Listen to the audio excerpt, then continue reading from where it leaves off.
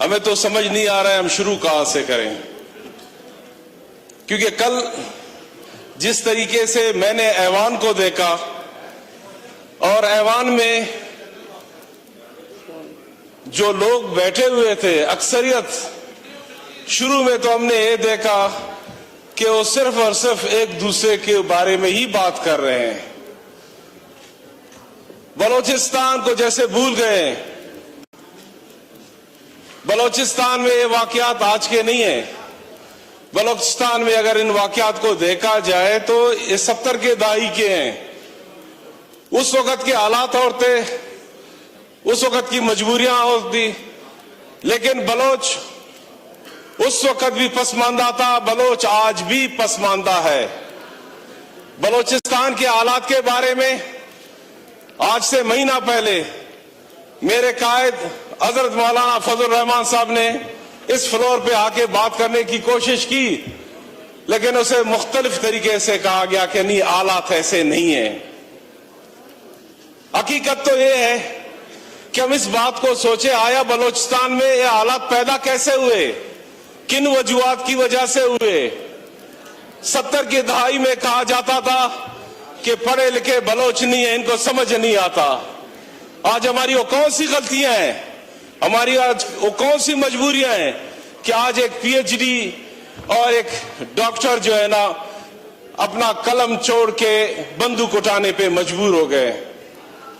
हकीकत तो ये है कि शायद मैं कह सकता हूं कि बलोचिस्तान के हवाम को ये पता चल गया कि इन असेंबलियों में कि बलोचिस्तान की आवाज को सुनने को कोई नहीं है, क्योंकि ये कहां का असूल है, ये कहां की बात है कि 60 से 70 साल के उम्र के लोग भी यहां आके शर्म और हया वाली बातें करते हैं।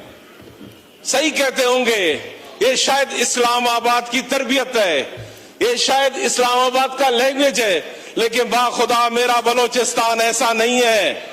बलोचिस्तान में लोग, बलोचिस्तान के बलोच, बलोचिस्तान के पश्तून, बाजार बलोचिस्तान के हजारा, बलोचिस्तान का सेटलर पंजाबी रवायात वाला है।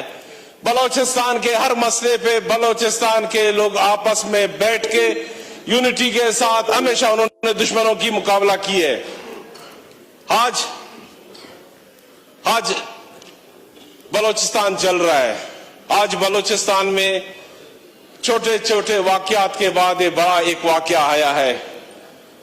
बलोचिस्तान के इशू पे आज से पहले भी अक्सर हमारे अकाबरीन ने यहां बात करने की कोशिश की, गोशगुजार किया कि बलोचिस्तान कहां तक पहुंच चुका है, लेकिन हम इस बात को क्यों नहीं सोचते कि आज 75 साल भी बलोचिस्तान के मसले वही हैं जो पहले दिन के थे।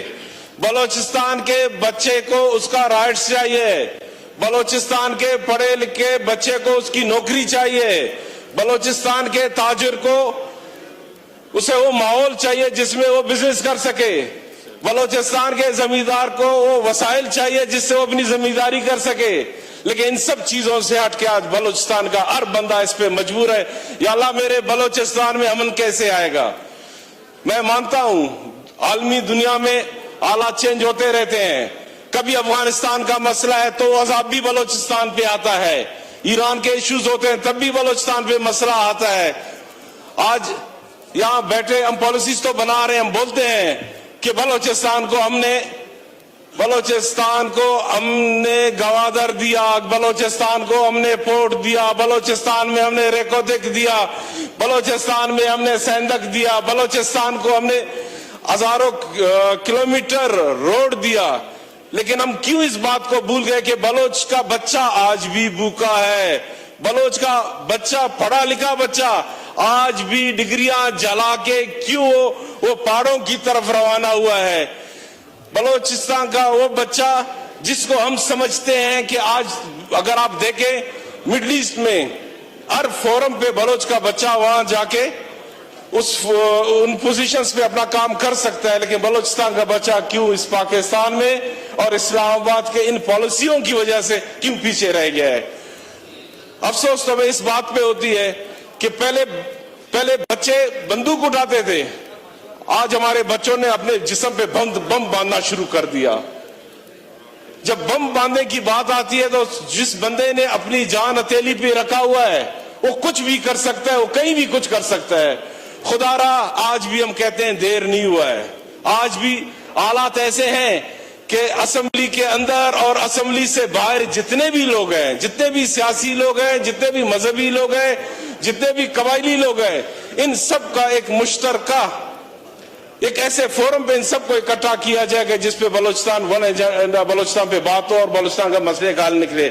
बलोचिस्तान में कमी है तो एतमाद की कमी है। बलोचिस्तान वालों को यकीन नहीं होता कि हमारे लिए कुछ, जब हम यहाँ से किसी पॉलिसी पे हम बात करते हैं और उन तक पहुंचाते हैं, लेकिन उनको वो इतने बेभरोसा हो गए, वो कहते हैं कि शायद ये इम्प्लीमेंट नहीं हो सकता है, सिर्फ और सिर्फ जुबानी जमा खर्च है और असेंबलियों के अंदर बातें हैं। खुदारा हालात में हम चाहें तो ओकाड़ा में भी वही हुआ। पाकिस्तान के हर कोने में दहशतगर्दी हुई है। पाकिस्तान के हर कोने में हमारे उलमाए कराम के ऊपर हमला हुआ है। हमारे काफी दोस्त शहीद हुए हैं। खुशदार में हमारा एक बड़ा प्यारा साथी वडेरा सरवर मुसियानी को दिन दहाड़े शहीद किया गया। ऐसे ही कोयटा शहर में शहीद हुए, कई बम धमाके हुए हमारे साथियों के ऊपर। इन सब छोटे छोटे वाकयात को देखे तो आप कह सकते हैं कि ये जो बड़ा वाकया हुआ किस तरह हुआ। तो लिहाजा मेरी इस ऐवान से दरखास्त है, खुदारा बलोचिस्तान पे सियासत ना करे, बलोचिस्तान की हालत पे सियासत ना करे, बलोचिस्तान के मामलात पे दिल खोल के, दिल साफ करके इस रमजान के महीने में, इस बाबरकत महीने में अल्लाह को राजी करते हुए बलोचिस्तान की हक की और हकीकी जो फैसला है, जो करना है, वो करे।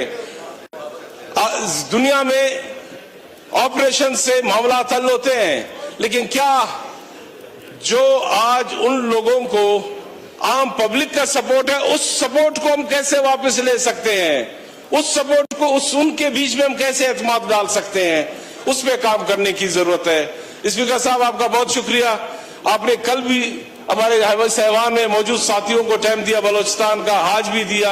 अब इस ऐवान की मर्जी है कि बलोचिस्तान के हक में, बलोचिस्तान की खातिर दिल से ये फैसला करते हैं कि हमने बलोचिस्तान का साथ देना है या सिर्फ और सिर्फ नंबर गेम और एक दूसरे का के लिए बातें करनी है। बहुत शुक्रिया साहब जी।